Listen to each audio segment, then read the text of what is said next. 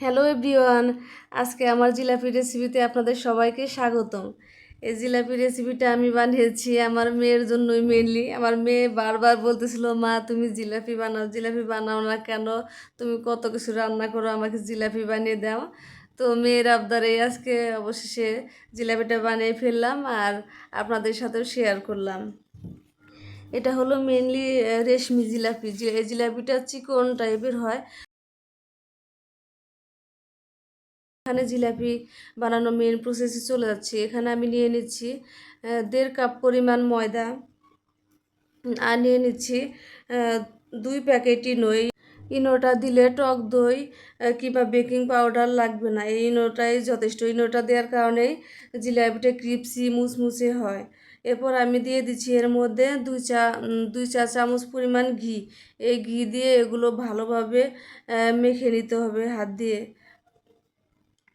আলতো আলতোভাবে মেখে নিতে হবে। মেখে নেওয়া হয়ে গেছে। এখন আমি এই 1.5 কাপ ময়দার জন্য 1.5 কাপ পরিমাণে জল লাগবে। জলটা একবারে দেওয়া যাবে না, আমি এখানে জল 3 থেকে 4 বার দিয়েছি। প্রথমে অল্প অল্প দিয়ে হাত দিয়ে একটু একটু মেখে নিতে হবে, তারপর জল আবার দিয়ে দিতে হবে। এভাবে 3 থেকে 4 বার জল দিয়ে মেখে নিতে হবে। এটা 10-12 মিনিট সময় নিয়ে মেখে নিতে হবে। এটা হ্যান্ড বিটার দিয়ে করলেও বেশি ভালো হবে না, এটা হাত দিয়ে করলে বেশি ভালো হয়। আমার বেটারটা রেডি হয়ে গেছে। কনসিস্টেন্সি ঠিক এরকমই থাকবে। এর চেয়ে ঘন হলেও জিলাপিটা বেশি ভালো আসবে না, আর পাতলা হলেও জিলাপিটা ভালো লাগবে না। এরপর আমি নিয়েছি একটা কেচাপের বোতল।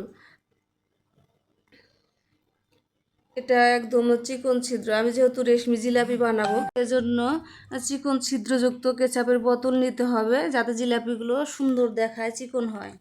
এখন আমি কেচাপের বোতলে ঢেলে নিচ্ছি বেটারগুলো। তারপর কেচাপের মুখটা বন্ধ করে দিলাম। এখন আমি জিলাপির জন্য রস রেডি করব। এখানে আমি 1.5 কাপ পরিমাণ চিনি দিয়েছি এবং 1.5 কাপ পরিমাণ জল দিয়েছি। আসলে আমার জলের পরিমাণটা একটু বেশি হয়ে গিয়েছিল, কারণ 1.5 কাপের জন্য 1 কাপ জল দিলেই আনাপ ছিল। জলটা একটু বলক আসলে এর মধ্যে আমি দিয়ে দিচ্ছি 1 চা চামচ সিরকা। এই সিরকাটা দিলে রস একদম আঠালো হয়ে যাবে না। এটা রস এমনভাবে থাকতে হবে যাতে হালকা পরিমাণে যাতে আঠালো হয়, কিন্তু অনেক ঘন কিংবা বেশি আঠালো করা যাবে না, তাহলে ওই জিলাপির গায়ে রসটা ঢুকে যাবে না। এরপর আমি এর মধ্যে ফুড কালার দিয়ে দিচ্ছি। এটা যেহেতু রেশমি জিলাপি, অবশ্যই ফুড কালার অ্যাড করতে হবে। এখন আমি কড়াইতে তেল দিয়ে দিচ্ছি। তেলটা একটু গরম হয়ে আসলে এর মধ্যে জিলাপিগুলো একে একে দিয়ে ভেজে নিব। আসলে অনেকে বলে জিলাপির আড়াই প্যাঁচ, আমি জিলাপির আড়াই প্যাঁচ দিতে পারিনি, কিন্তু আমি সুন্দর একটা শেপ দিতে পারছি। আর জিলাপিগুলো অনেক সুন্দর হয়েছিল, এত বেশি ক্রিপসি হয়েছিল যে বলার মতো না। আমি প্রথমবার বানিয়েছি, আমি নিজে বানিয়ে নিজে অবাক হয়েছি যে এত সুন্দর জিলাপি হয়েছে। আমি একে একে সবগুলো জিলাপি এভাবে ভেজে নেব।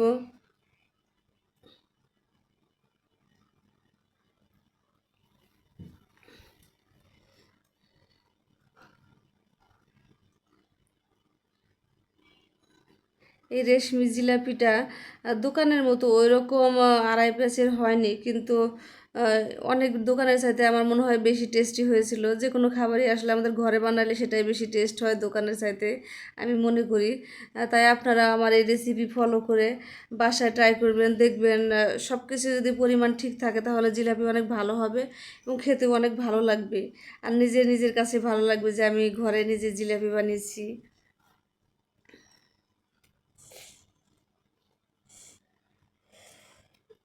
এই জিলাপিটা অনেক বেশি কালার করে ভাজা যাবে না, এটা সাদা সাদা থাকতে নামিয়ে নিতে হবে। এক পাশে 1 মিনিটের মতো ভাজা হলে অপর পাশেও সেম 1 মিনিটের মতো ভেজে নামিয়ে নিতে হবে, কারণ এটা এমনিতে অনেক বেশি ক্রিপসি, কালার করার কোনো দরকার নেই। আমি একে একে সবগুলো জিলাপি সেম প্রসেসেই ভেজে নেব।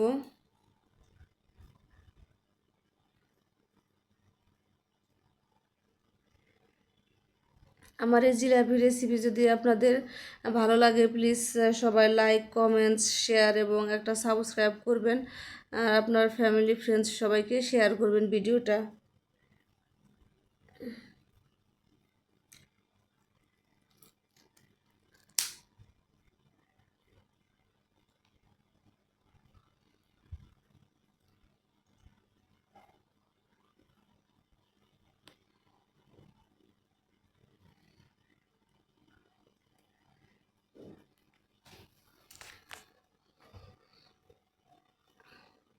আমি একে একে সবগুলো জিলাপি ভেজে নিয়েছি।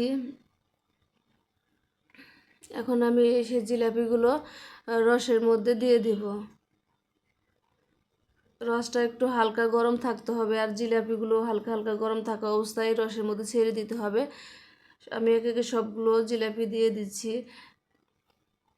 এগুলো একটা চামচের সাহায্যে ডুবে ডুবে দিয়ে দিচ্ছি। তারপর 1 মিনিট পর আমি এই জিলাপিগুলো তুলে নেব।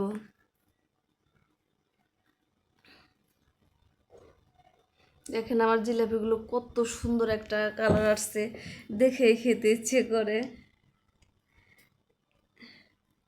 আসলে আমি কখনো কল্পনাই করিনি যে এত সুন্দর একটা কালার আসবে, আর আমি নিজে এত সুন্দর করে জিলাপি বানাতে পারবো। জিলাপিটা অনেক বেশি মুচমুচে এবং ক্রিপসি হয়েছিল। আসলে আমি এটা ভাঙতেছিলাম তখন জিলাপিটা একটু গরমই ছিল, এই জন্য এরকম, কিন্তু তারপর অনেক বেশি ক্রিপসি।